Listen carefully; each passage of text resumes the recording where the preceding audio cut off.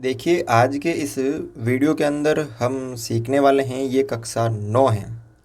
कक्षा 9 का जो बेसिक का वीडियो है, चैप्टर नंबर 1, जो अध्याय है आपके एक संख्या पद्धति, एक संख्या पद्धति, उसका ये बेसिक का वीडियो है नंबर 2। पहले वाले वीडियो में हमने आपको प्राकृत संख्या, पूर्ण संख्या के बारे में बताया था, पूर्णांक के बारे में भी बताया था और संख्या रेखा के बारे में भी बताया था। आज की इस वीडियो में हम परिमेय, अपरिमेय संख्या और वास्तविक संख्या के बारे में बताएंगे। तो सबसे पहले परिमेय संख्या। अब परिमेय संख्या होती क्या है? अगर हम इसकी परिभाषा की बात करें तो आपको याद रखना है कि ऐसी संख्या जिसे P/Q के रूप में लिखा जा सकता है, कौन सी संख्या कहलाती है? परिमेय संख्या कहलाती है। ऐसी संख्या जिसे P/Q के रूप में हम लिख सकते हैं वो परिमेय संख्या कहलाती है, जहाँ P और Q क्या है? पूर्णांक है। P और Q क्या है? पूर्णांक है और Q का जो मान है 0 के बराबर नहीं होना चाहिए। मतलब कहने का है कि जिसे हम P/Q के रूप में लिख सकते हैं, लेकिन Q का जो मान है, ये नीचे वाला हर, वो 0 नहीं होना चाहिए। क्या नहीं होना चाहिए? 0। 0 के अलावा कुछ भी हो सकता है। अगला है कि जो परिमेय संख्या होती है ना, उसको हम Q से प्रदर्शित करते हैं। किससे प्रदर्शित करते हैं? Q से इसको हम प्रदर्शित करते हैं। उसके बाद अंग्रेजी शब्द रेटिनल की व्युत्पत्ति अंग्रेजी शब्द रेटियो से हुई और अक्सर Q अंग्रेजी शब्द क्यूटाइंट से लिया गया है। तो ये जो अंग्रेजी शब्द है ना, इसकी उत्पत्ति कहाँ से हुई? अंग्रेजी शब्द से के रेटियो से हुई है। उसके बाद किन्हीं दो परिमेय संख्या के मध्य अपरिमित रूप से अनेक परिमेय संख्या होती है। किन्हीं दो परिमेय संख्या के मध्य अपरिमित रूप से अनेक परिमेय संख्या होती है। कोई भी अगर दो परिमेय संख्या है तो उनके मध्य अनंत अनंत परिमेय संख्या होती है।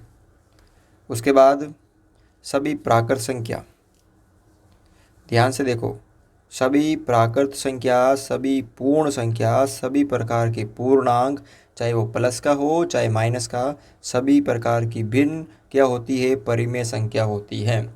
ये इम्पोर्टेंट है कि सभी प्राकृत संख्या भी परिमेय संख्या होती है, सभी पूर्ण संख्या भी परिमेय संख्या होती है, सभी पूर्णांक भी परिमेय संख्या होते हैं और सभी प्रकार की जो भिन्न होती है वो भी क्या होती है? परिमेय संख्या होती है। उसके बाद सभी पूर्ण वर्ग संख्या, जैसे √25, √49, √100, इन्हें हम बोलते हैं पूर्ण वर्ग संख्या। ये भी क्या होती है? परिमेय संख्या होती है। ये भी क्या होती है? परिमेय संख्या होती है। उसके बाद सभी शांत दशमलव प्रसार, जैसे 0.57, 9.253। अब शांत दशमलव प्रसार क्या होता है, मैं अगले वीडियो में आपको बताऊंगा। तथा सभी अशांत आवर्ती दशमलव प्रसार, जैसे 0.333, 0.666 आदि क्या होती है? परिमेय संख्या होती है। एक तो शांत दशमलव प्रसार और एक अशांत आवर्ती दशमलव प्रसार। उसके बाद ये जो दे रखी है परिमेय संख्या होती है 0, 1, 2, 4, 1/2, 5/9, √25, फिर 0.2534, ये सभी क्या होती है? परिमेय संख्या होती है। तो आपको परिमेय संख्या के बारे में इतना याद होना ज़रूरी है। ये वीडियो आपको 2-3 बार देखना होगा, तभी आप ये याद कर पाओगे। ये आप उतार लीजिए अपनी कॉपी में, ताकि इसको आप समझ पाओगे। दूसरा जो है आपका अपरिमेय संख्या। क्या है? अपरिमेय संख्याएं। अपरिमेय संख्या किसे कहते हैं? ऐसी संख्या जिसे हम P/Q के रूप में नहीं लिख सकते हैं, अपरिमेय संख्या कहलाती है। ऐसी संख्याएं जिसे हम P/Q के रूप में नहीं लिख सकते हैं, वो हमारी क्या कहलाती है? अपरिमेय संख्याएं कहलाती हैं। अपरिमेय संख्याओं को S से प्रदर्शित करते हैं। जो अपरिमेय संख्या होती है उसको हम S से प्रदर्शित करते हैं। उसके बाद ये ई तथा पाई, एक तरह का ये का चिन्ह होता है, साइन होता है। जब गणित में इस तरह का चिन्ह आता है ना तो ये पाई ई नहीं बोलते इसको, तो ये ई आकार के आकृति से प्रदर्शित करते हैं इसको, और पाई ये अपरिमेय संख्या होती है। ठीक है।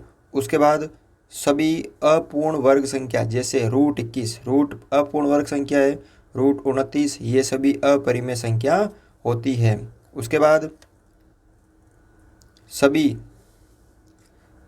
अनावर्ती अशांत दशमलव संख्याएं अपरिमेय संख्या होती है। अशांत अनावर्ती दशमलव प्रसार जो होती है वो संख्याएं, वो सभी की सभी अपरिमेय संख्या होती हैं, जैसे 0.2, 3, 4, 5 इस तरह की। तो मैं अगले वीडियो में आपको बताऊंगा कि दशमलव प्रसार यानी जो शांत और अशांत क्या होता है, वो आपको अगले वीडियो में मैं बताऊंगा। ठीक है। तो आपको इतना क्या होना चाहिए, अपरिमेय संख्या के बारे में ध्यान होना ज़रूरी है। हमारे इस वीडियो का लास्ट टॉपिक है वास्तविक संख्याएं यानी रियल नंबर।